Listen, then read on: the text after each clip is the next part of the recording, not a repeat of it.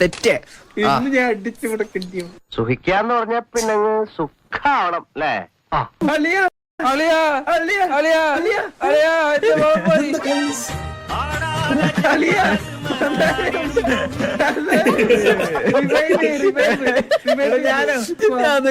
Cigarette വലിച്ചിട്ട് താഴെ കിടക്കുന്നു.